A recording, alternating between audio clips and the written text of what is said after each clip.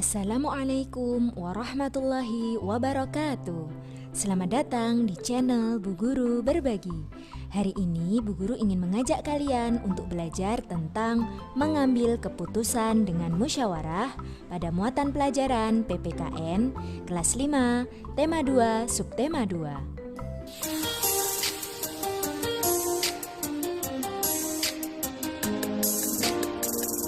Setiap warga masyarakat mempunyai tanggung jawab untuk ikut serta dalam mengambil keputusan bersama.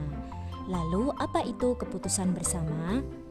Keputusan bersama adalah suatu keputusan yang sudah ditetapkan berdasarkan pertimbangan, pemikiran, dan pembahasan yang matang.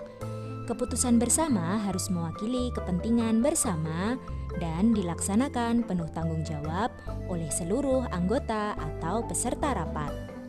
Dalam pengambilan keputusan harus didasarkan pada beberapa nilai penting agar semua pihak yang terlibat merasakan keadilan. Berikut ini adalah nilai-nilai penting dalam pengambilan keputusan. Yang pertama adalah nilai kebersamaan. Pengambilan keputusan harus dilakukan secara bersama-sama, di tempat yang sama dan dengan tujuan yang sama. Tidak mendahulukan kepentingan pribadi, tetapi harus mendahulukan kepentingan umum.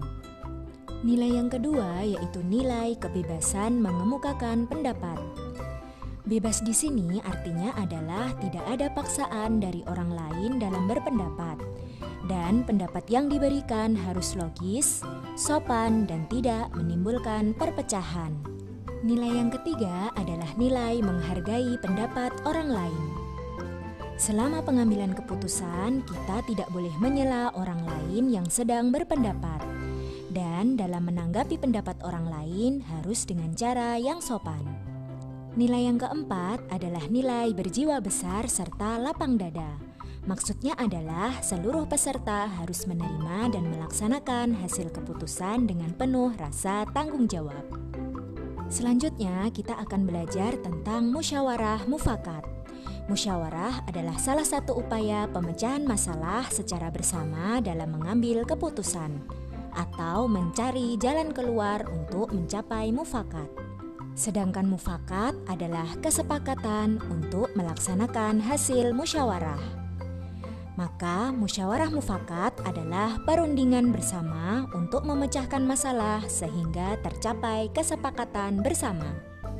Berikut ini adalah ciri-ciri musyawarah untuk mufakat. Yang pertama adalah sesuai dengan kepentingan bersama.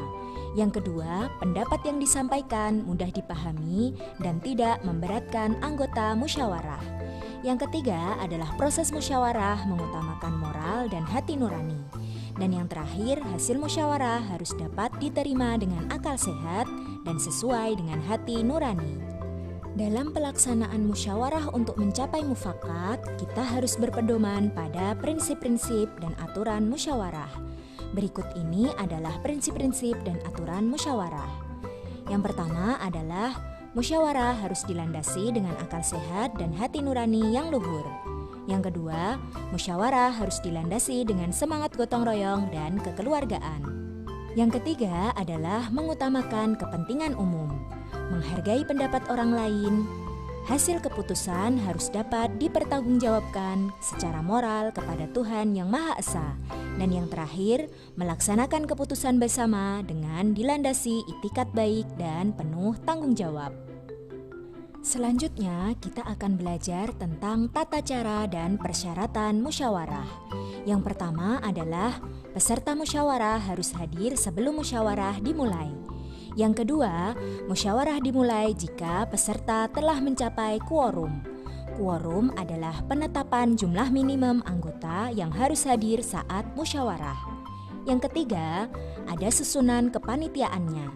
Minimal terdiri dari ketua, notulis, dan peserta musyawarah. Yang keempat adalah setiap peserta berhak menyampaikan pendapat. Yang kelima, setiap peserta harus menghargai pendapat orang lain. Dan yang terakhir, pendapat yang disampaikan harus dapat diterima akal sehat, tidak menimbulkan perpecahan, tidak mengutamakan kepentingan pribadi atau golongan, dan tidak menyinggung perasaan orang lain dan sesuai dengan norma yang berlaku. Berikut ini adalah cara menyampaikan pendapat dalam musyawarah. Yang pertama adalah mengacungkan tangan sebagai tanda izin bicara. Yang kedua, berbicara setelah dipersilakan. Yang ketiga, tidak menyela atau memotong pembicaraan orang lain. Yang keempat, bersikap sopan. Dan yang kelima, suara harus terdengar cukup jelas.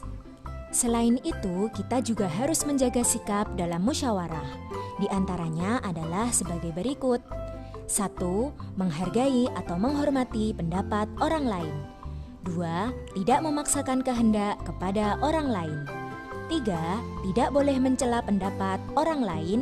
Dan keempat, tidak boleh memotong atau menyela pembicaraan orang lain. Penerapan musyawarah dapat dilaksanakan pada 4 lingkungan berikut, yaitu lingkungan keluarga, lingkungan sekolah, lingkungan masyarakat, dan lingkungan negara. Untuk lingkungan keluarga, musyawarah dilaksanakan untuk menentukan tugas setiap anggota keluarga dan menyelesaikan masalah keluarga. Pada lingkungan sekolah, musyawarah dilakukan untuk menentukan pengurus kelas, petugas piket, dan kelompok belajar. Di lingkungan masyarakat, musyawarah digunakan untuk menentukan ketua RT, kepala desa, membuat jadwal dan petugas ronda, dan sebagainya.